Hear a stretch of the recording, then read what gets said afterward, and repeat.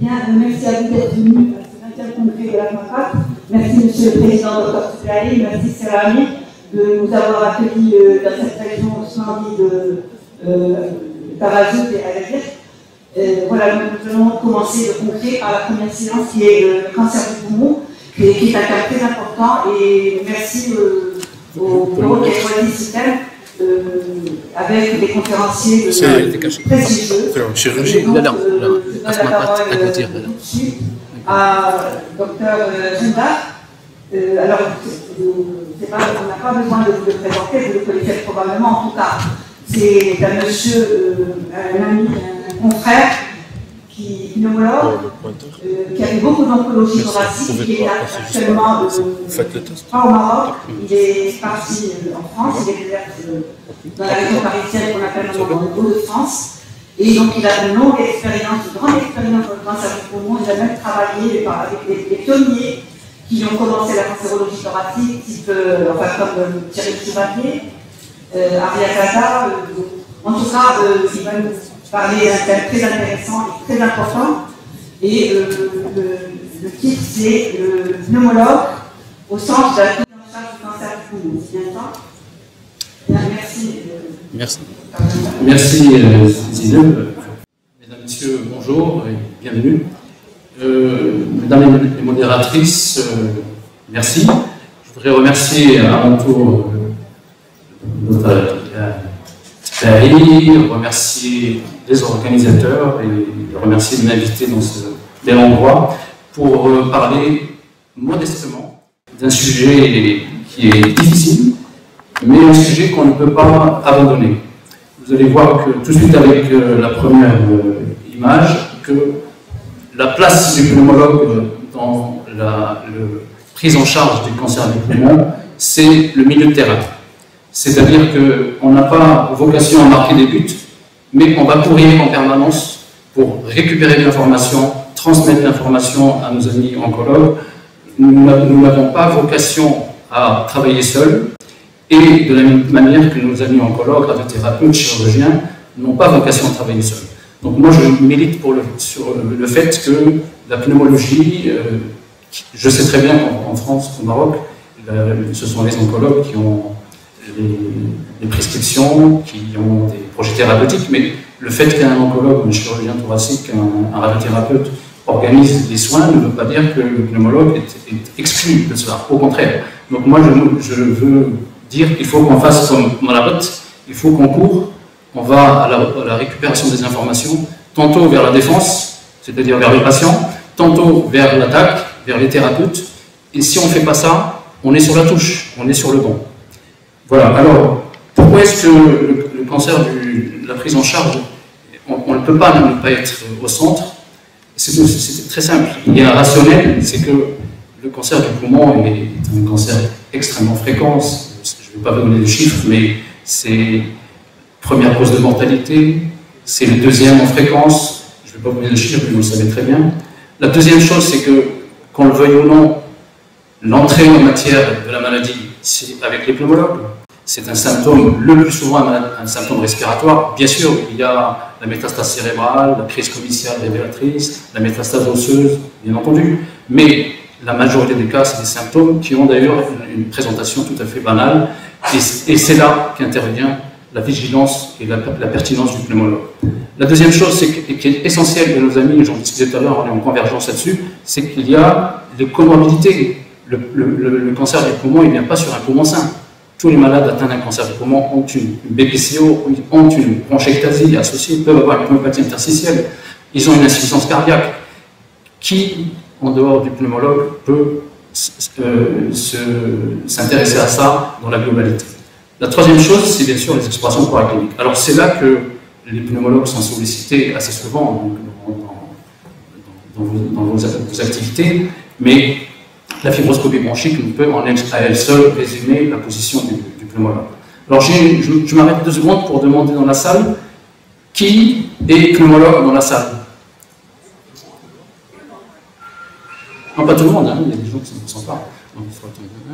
C'est ça. Donc la majorité qui se considère dans la prise en charge du cancer se situer au centre de la prise en charge. parmi les pneumologues. Qui, parmi vous, pneumologues, se considère au centre de la prise en charge du cancer? Globalement, au centre. Qui se considère en périphérie de la prise en charge du cancer? Voilà. Donc, déjà, une chose, c'est que dans les intentions, dans votre vision des choses, il y a une globalité de santé au centre. Alors, l'autre aspect qui donne toute la place aux pneumologues en dehors des explorations, c'est le bilan d'extension. Alors, c'est quelque chose qui se discute parce que ça peut être un médecin oncologue qui fait le bilan d'extension, mais un pneumologue a le droit de faire le bilan d'extension et en discuter avec l'oncologue, le radiothérapeute. Et enfin, on est là pour gérer les complications. Les complications, alors c'est là où il y a le gros problème, c'est quand les complications arrivent et qu'il n'y a pas de communication. Et enfin, la phase finale, car n'oublions pas, malheureusement, le cancer du poumon est un cancer souvent mortel, même s'il y a beaucoup de progrès. Et cette phase finale, si on n'est pas au centre, c'est une étape qui va nous échapper dans la façon de l'appréhender.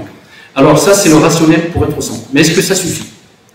Non, ça ne suffit pas, parce que justement, le fait de faire tout ça, d'être là quand le malade a des symptômes, le fait de faire des examens complémentaires, le fait de réaliser un bilan d'extension, de participer à la réalisation du bilan d'extension, le fait d'être attentif quand il y a une complication, ne fait pas de nous un pneumologue au centre.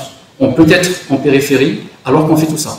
C'est-à-dire qu'on est prestataire de service. Alors justement, ce que je souhaiterais, en tout cas mobiliser la communauté, et comme j'ai discuté avec mes collègues oncologues, radiothérapeutes et oncologues, et que je sais qu'elles abondent dans ce sens, c'est je pense qu'il faut travailler dans la concertation, le dialogue, la communication entre nous. Un pneumologue ne peut pas soigner tout seul un cancer du poumon, ça va de soi, mais un oncologue et un radiothérapeute ne peut pas non plus seul. Il faut en avoir la certitude. Et si ce duo, ce trio n'est pas opérationnel, le perdant, c'est le malade. La fin de vie, ce sera une vie difficile avec une non-acceptation des choses. Donc ça ne suffit pas. Alors, quelles sont les dispositions nécessaires pour cela? Eh bien voilà, je l'ai dit. Ce n'est pas des dispositions techniques, c'est un état d'esprit, c'est une culture. Et cette culture, c'est que dès les premiers contacts avec le malade, il y a une pédagogie qui s'installe. On a quelque chose qui laisse penser que c'est une maladie néoplasique. Ce n'est pas une bronchite, ce n'est pas une crise d'asthme, il n'y a pas une suite sans lendemain, il y aura des problèmes. Donc, pédagogie. La deuxième chose, c'est que quand vous avez un malade qui vient vous voir, ce n'est pas parce qu'il a un cancer du poumon qu'il n'a pas une exacerbation de BPCO, donc c'est la hiérarchisation des choses. La hiérarchisation des choses, c'est une notion que vous ne pouvez faire que si vous savez que vous travaillez avec un collaborateur qui est un oncologue ou un radiothérapeute. L'oncologue ne vous demande pas de lui envoyer un patient qui est en pleine exacerbation alors qu'il a une masse intrapulmonaire. Il souhaite connaître votre vision de la prise en charge. Dans les explorations paracliniques, ce dont je voudrais insister, c'est l'obstination absolument à récupérer les données histologiques. Quelquefois, on fait une biopsie, la biopsie revient négative, mais vous savez qu'une fois sur 4, quand on ne sait pas une fois sur 3, les biopsies bronchiques sont négatives ou insuffisamment précises. Donc, l'obstination du pneumologue de devoir récupérer ces informations et les communiquer à l'oncologue, être en accord, est-ce qu'on a tout ce qu'on a, est-ce que le PDLA a été étudié, est-ce qu'on a fait des recherches mutationnelles, etc. Le savoir importe peu. Ce qui compte, c'est le contact avec le collègue. Dans le bilan d'extension, je passe, pareil, pédagogie. Et enfin, dans les complications, c'est là où se trouve tout. C'est le malade qui arrive un vendredi soir dans un service des urgences avec une pneumonie. Est-ce que c'est une pneumonie médicamenteuse? Est-ce que c'est une pneumonie obstructive? Est-ce que c'est une pneumonie? Est-ce que c'est une autre maladie?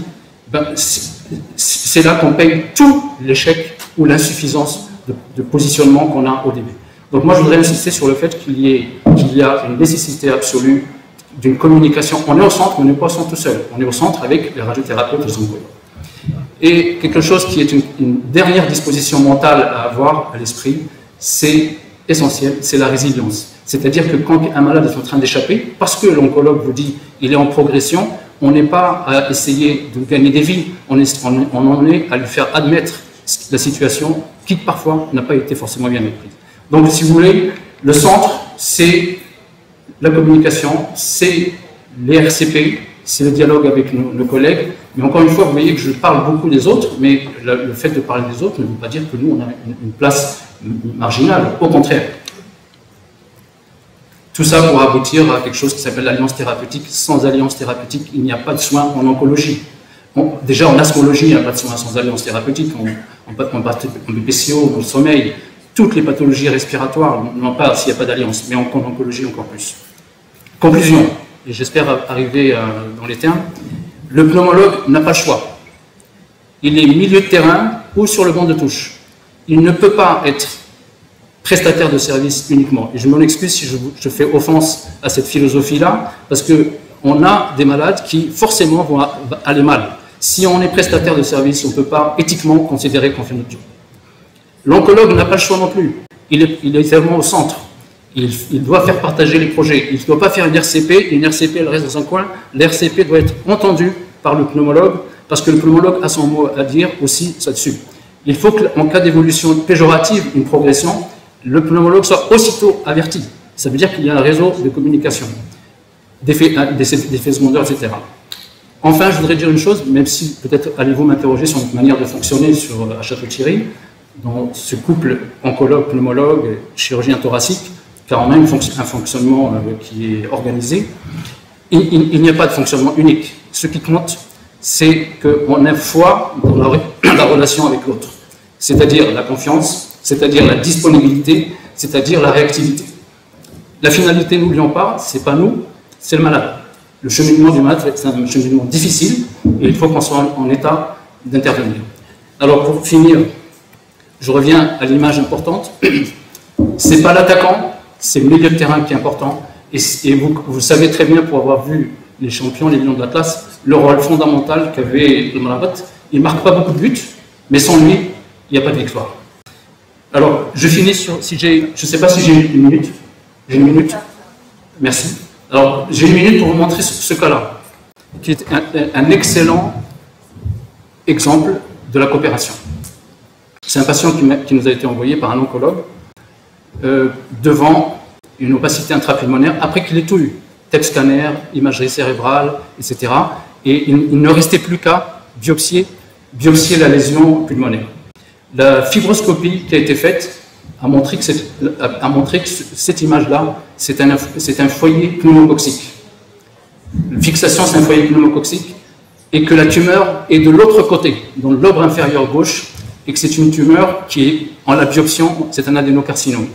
Donc, impact sur la classification. Le patient était prêt à recevoir sa cure de chimiothérapie. Il n'en sera jamais, pas question, parce qu'il faut traiter l'infection pneumococcique. Et puis, comme nous sommes des internistes, c'est un autre aspect de la pneumologie, une infection pneumococcique qui traîne égale myélome jusqu'à preuve du contraire. Ce malade a un pic électrophorétique, donc il a cancer du poumon, pneumonie à pneumocoque et myélome. Et ça, c'est une histoire d'il y a quelques semaines. C'est pour vous dire que impossible de travailler seul dans ce problème. Merci à vous.